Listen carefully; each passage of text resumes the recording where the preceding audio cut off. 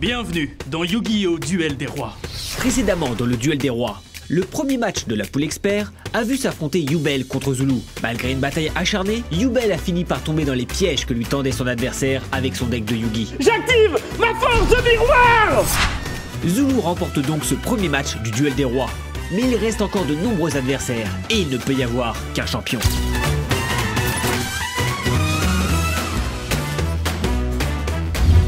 Vous ne rêvez pas, vous êtes bien en train de regarder un nouvel épisode de Yu-Gi-Oh! Duel des Rois. Aujourd'hui, nous sommes de retour dans la poule expert avec l'entrée en scène de deux nouveaux joueurs. Xari contre Pikami. J'ai ma petite idée sur qui va gagner.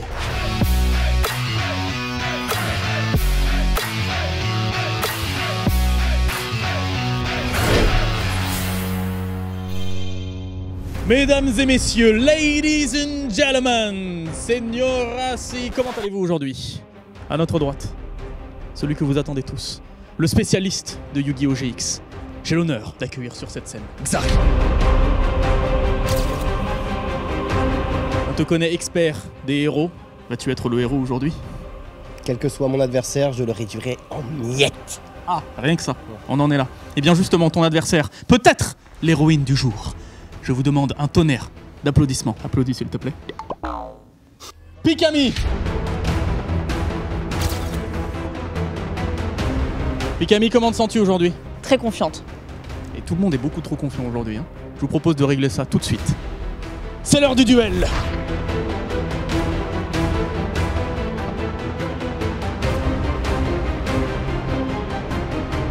Je choisis évidemment le deck rouage ancien, puisque c'est le seul deck GX. Je choisis le deck de Bandiken, les monstres machines qui ont une grosse puissance de frappe, parce que je crois en ce deck et surtout il y a beaucoup d'effets avec des piles et faces. Je choisis face.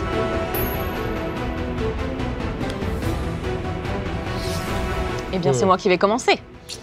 Bien joué. Ça commence très mal pour toi. Tu vas avoir du mal contre moi, Xari. Eh bien, je vais gentiment commencer par poser un monstre que tu ne connais pas, du coup. Un monstre face cachée. Oui, et je vais également poser une autre carte, au cas où tu me réserverais de mauvaises surprises. Et sur ce, je vais dire fin de tour. À moi de jouer, je pioche. Vas-y, mon ami. Ouh, ma carte fétiche. Je vais commencer directement avec un pot de cupidité. Oh là là, il utilise la meilleure carte du jeu. Et on sait, hein, si vous avez vu le précédent épisode, On sait comment ça se terminait quand le joueur l'a utilisé. précédent épisode que, évidemment, on vous met en i si vous l'avez loupé. Ça ne changera rien à l'issue de ce duel. Ouh là là là là. Mais tu es perdu. Je vais jouer la ville des engrenages. Tous les monstres à sacrifice rouages anciens nécessitent un sacrifice de moins. Bien entendu. Je vais jouer double cyclone. Je cible une magie que je contrôle et une magie que tu contrôles et je détruis ces deux cartes. Eh bien, c'était un piège. Non.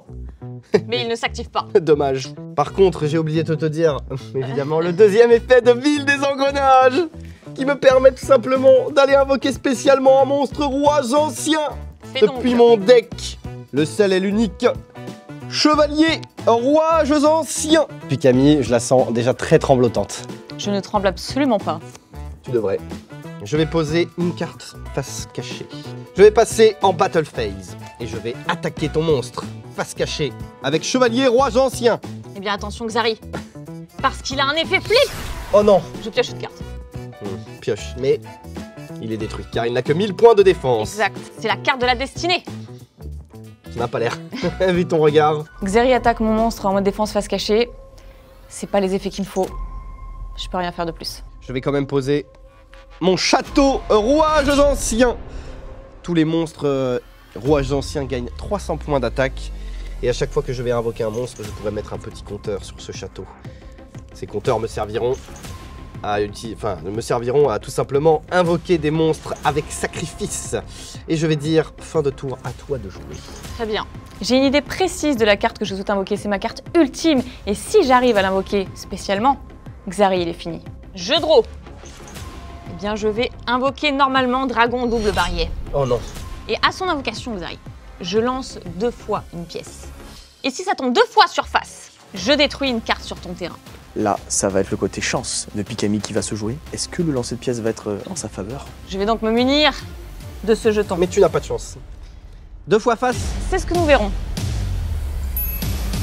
Hop, attendez une seconde. On est quel jour aujourd'hui? On est le jour de sortie d'un nouveau deck de structure que j'attends depuis des mois. La légende des bêtes cristallines. Évidemment, on y retrouve toutes les rééditions importantes, de base on va dire, le tigre, le chat, la tortue, l'aigle, le pégase. En magie piège, c'est la même chose. Grande valeur, libération du cristal, arbre cristallin, ruine arc-en-ciel, la cité ancienne, ou encore contre-gemme. Évidemment, que serait un deck bête cristalline sans le légendaire dragon arc-en-ciel et ses autres formes. Vous y retrouverez également quelques staples ou cartes emblématiques, Amon, seigneur du tonnerre fracassant, cyclone cosmique, floraison de cendres et joyeux printemps, migrateur dimensionnel, objet de sacrifice inutile, ou encore mon petit chouchou, contact cancrelat, juste beaucoup trop fort dans certains match-up. Mais encore une fois, excusez-moi, que serait un deck de structure sans de nouvelles cartes surpuissantes? Regardez Pont Arc-en-Ciel du Cœur par exemple, qui permet notamment de faire 2 invocations normales par tour. Éveil ultime de cristal permet elle d'invoquer des bêtes cristallines depuis le deck, le cimetière, la main ou la zone magie piège. Miracle du cristal vous autorise tout simplement à annuler l'activation de n'importe quelle carte magie piège ou effet de monstre de l'adversaire. Bref, le tout couplé au nouveau boss monster, le dragon arc-en-ciel surmultiplié du cristal ultime, dont l'attaque peut monter à juste 11 000 points. Bah franchement, il y a de quoi faire. Et quand en plus de tout ça, on a droit à 3 nouveaux jetons beaucoup trop cool, vraiment, bah, ce deck est un petit bijou. Vous avez la vanne par rapport aux bêtes cristallines? Yes. Ok, on repasse au duel, hein, vous avez raison.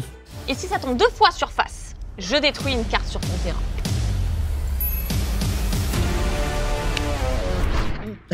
C'est pile. Allez hop. Ensuite, je joue Brelan de 7 et je l'équipe à mon dragon double barrière. C'est une carte d'équipement qui lui permet de rajouter 700 points d'attaque. Quoi? Je passe en battle phase. Et avec mon dragon double barrière, j'attaque directement ton chevalier rouage ancien. Ça ne m'arrange pas ça. Je finis mon tour. Te voilà bien embêté. Je pioche. Je vais utiliser Monster Reborn pour faire revenir le chevalier en rouages anciens depuis le cimetière. Oh, qui pourra peut-être réinvoquer pour utiliser son effet de Gémeaux. Je vais ensuite lui équiper Tank rouages anciens qui lui donne 600 points d'attaque. Il passe donc à 2400 points, plus les 300 points de château rouages anciens. Donc il est à 2700 points d'attaque. Je vais ensuite activer son effet et je peux donc l'invoquer lui-même. Et maintenant tu ne pourras plus utiliser ni de carte magie, ni de carte piège jusqu'à la fin de la damage step lorsque je combattrai. Je vais donc passer en battle phase et anéantir ton monstre. Je ne perdrai que 300. Oui, Ce n'est mais ton monstre est détruit. Ce n'est pas un grand mal.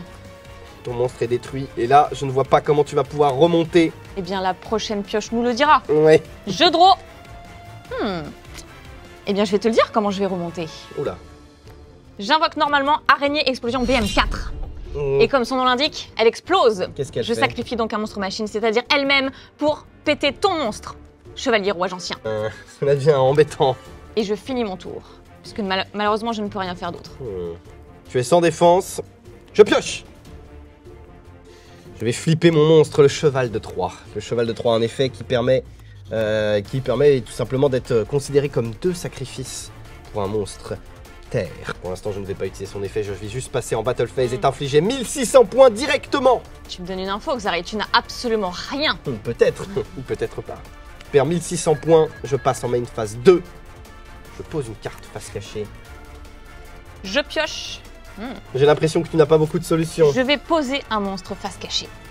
Mais encore une fois, attention à ses effets. Le but, bien sûr, est de bluffer et de ne pas le montrer à l'adversaire pour ne pas qu'il gagne en confiance. Je pioche. Oh, une de mes cartes favorites. Je la joue directement, la Vouivre au rouage ancien. Elle a un effet très très spécial, puisque je vais pouvoir aller récupérer une carte rouage ancien directement depuis mon deck. Hop là. Oh non, je pense savoir ce que tu vas aller chercher. Si, je réfléchis, mais pas bien longtemps, car je vais récupérer ma carte maîtresse. Le golem au rouage ancien. C'est bien ce que je craignais.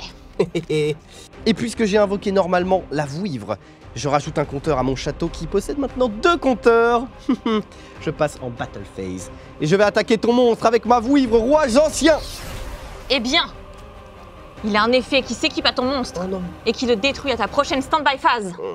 Et il attaque avec un petit monstre. Moi, j'attendais une grosse invocation, c'est ces monstres les plus puissants pour vraiment remonter. Mais ça ne change rien, ton monstre est quand même détruit. Je vais pouvoir attaquer directement tes points de vie avec le cheval de Troie. Eh bien, ça passe, mais Xari, les points de vie sont des ressources. C'est vrai, mais tu commences à en manquer. À toi de jouer. Les monstres de Xari sont puissants. Et en plus, il y a énormément de cartes magiques qui l'aident, des magies continues. Sa magie de terrain, le village. Je vais à nouveau, c'est une carte. Oh, oh, oh, oh. C'est un aveu de faiblesse. Et voyons voir si tu pourras le passer. Je termine mon tour. À moi, je pioche. Grâce à l'effet de ton monstre, ma vouivre est détruite. C'est exact. Ce n'est pas grave, ce n'est que partie remise. Ton monstre est maintenant au cimetière, il n'a pas d'autre effet. Non. Je vais utiliser l'effet de mon cheval de Troie qui me permet de l'utiliser comme 2 sacrifices afin d'invoquer ma carte maîtresse, le golem rouage ancien. La meilleure carte de son deck. Catastrophique. Avec le golem rouage ancien, je pense que c'est impossible de perdre. Il a beaucoup d'attaques et honnêtement, il est impossible à passer pour Pikami. Il possède 3300 points d'attaque. Et surtout, il a un petit effet très sympathique. Il est perce défense. Je vais donc pouvoir attaquer ton monstre en position de défense. J'attaque avec le golem rouage ancien. Eh bien, fort heureusement, Xari. Sa défense est élevée de 2200 points. 2200, mais ça ne suffit pas pour résister à mon monstre. Tu vas donc prendre 1100 points de dégâts. Et mon château va gagner d'ailleurs un compteur. Je crois que je n'ai pas besoin d'en rajouter. À toi de jouer. Il me reste plus beaucoup de points de vie. Il faut que la carte que je pioche soit la bonne carte, soit la carte du retournement de situation. Très bien, je pioche. C'est une fin de tour. Je pioche. Je vais juste invoquer le chevalier rouage ancien qui va aider son camarade, le golem rouage ancien. Puis je vais passer en battle phase et je vais t'anéantir avec mes 2 monstres dont la puissance cumulée est de Beaucoup trop. 15 000 points. Et je crois que tu n'as rien. Eh bien, Xari et tes monstres machinaux ont eu raison des miens. Félicitations. T'as de la chance à ce niveau-là, parce que si j'avais eu une bonne main, je suis sûre que mes monstres machines seraient venus à bout des tiens. Aïe aïe aïe aïe aïe, pour un deck basé sur la chance, Pikami, il t'en a manqué. Et oui, très clairement, j'avais 2 rois machines en main, une polymérisation, et puis une carte piège d'équipement, mais sans pouvoir faire d'invocation de monstres. Ah, moi qui espérais voir des lancers de pièces, on en a vu qu'un, malheureusement. Ouais. Xari, victoire facile, comment tu te sens? Enfin, facile, en effet, tu l'as dit. J'attends mes adversaires, mes prochains adversaires avec impatience. Je vais les ridiculiser. Rien que ça, bah ça promet. Xari, on me dit dans mon oreillette imaginaire que tu as fini avec plus de points que Zulu. Tu prends donc la tête de cette poule. Ça amène pas mal de suspense pour la suite. La suite qui arrive évidemment très vite. Merci de votre fidélité à Yu-Gi-Oh! Duel des Rois. C'est terminé, mais c'est pas grave, j'ai encore des duels à jouer, j'ai encore des pièces à lancer et des monstres puissants. Je suis plutôt confiant, j'ai hâte d'affronter mon ami Zulu. On va voir si la chance ne va pas tourner. Un duel entre Joël et Catel. Vous m'en direz des nouvelles. Je sens déjà que tu trembles. Un peu, ouais. Eh bah t'as pas vu ma stratégie? Moi j'ai vu, j'avoue, elle a payé. Elle a payé, attention. Oh, c'est à lui de jouer. Là, s'il pioche, il aura vraiment les yeux bleus. C'est maintenant.